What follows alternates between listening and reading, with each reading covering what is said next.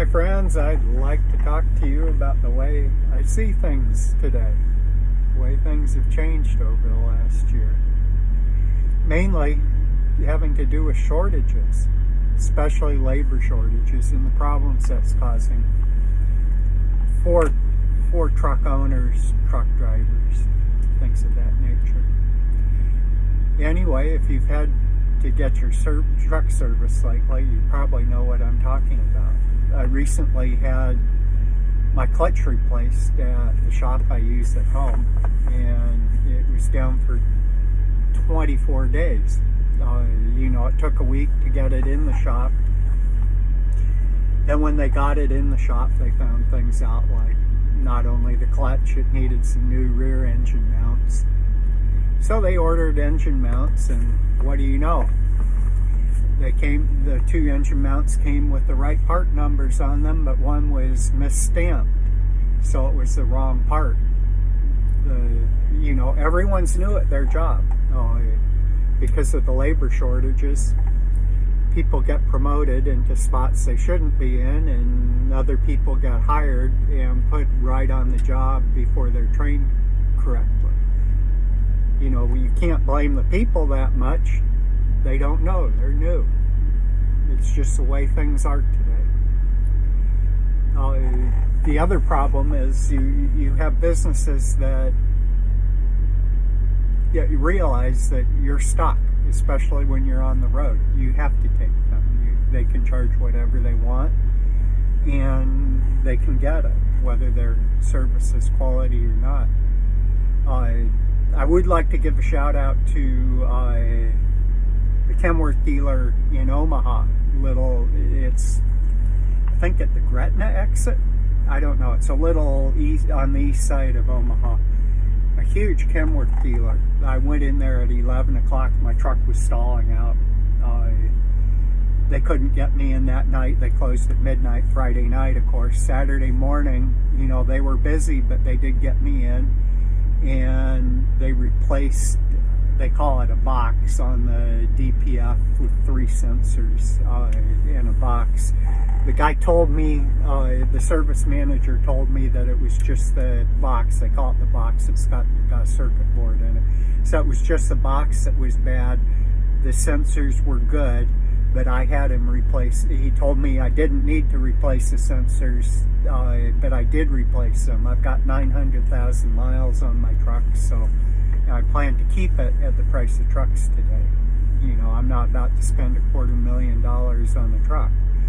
So anyway, I replaced them, $250 a piece, so $750. It's better than being stuck on the road.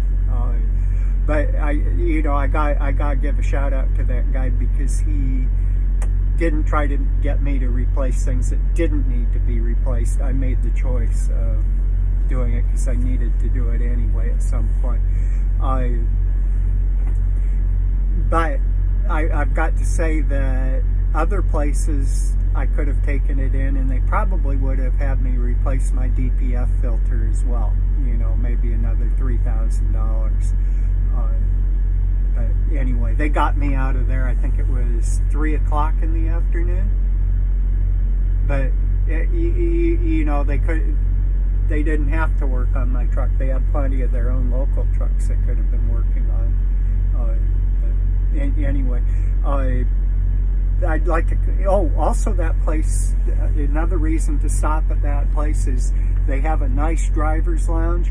It has a shower, a driver's shower, and washer and dryer for the drivers to use, which that's quite a benefit.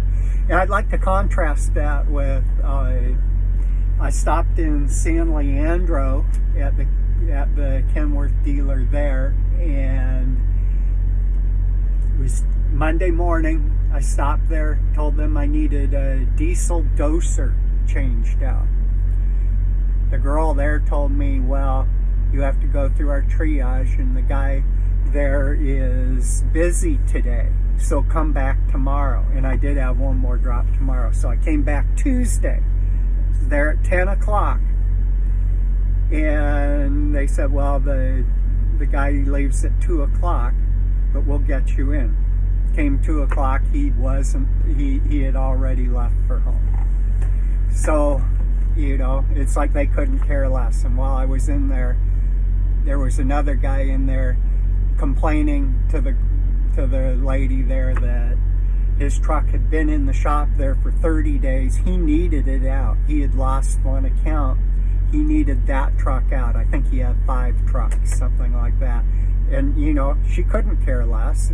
But anyway, the bright spot of it was they hadn't started on my truck. I was able to drive it out of their shop or out of their parking area. It wasn't locked in their shop, thank goodness. Drove it out to the street, came back in, and I bought a diesel doser, $550 from their parts department, and had it in 2 hours myself. You know. Also, this lady they have been good enough to tell me that after it went through their triage department, you know, that's just a way to charge an extra hours labor. So, you know, I told them what the problem was.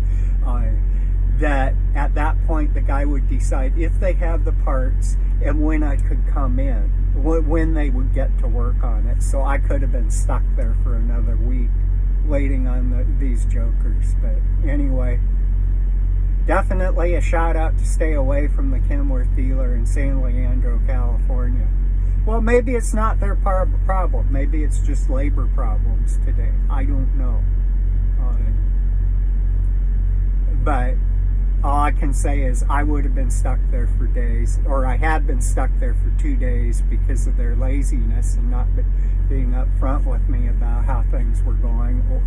You know, but what I guess what I'm trying to get at here is it wouldn't be a bad idea to stick a bunch of tools in your truck, some random tools. Hopefully you have some knowledge on how to fix your own truck.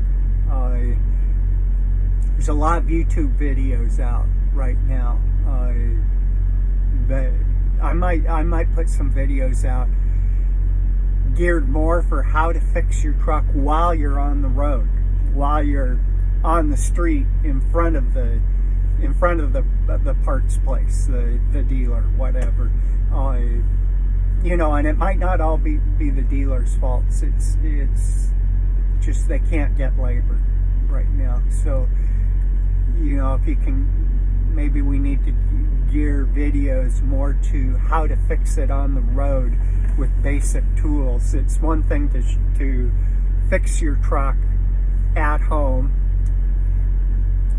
where you have access to all your tools, where you have a car where you can drive back and forth to get parts, but to figure out how to get things going, you know, while you've got antifreeze spewing out of the coolant lines, you know, and you don't know what to do, things of that nature.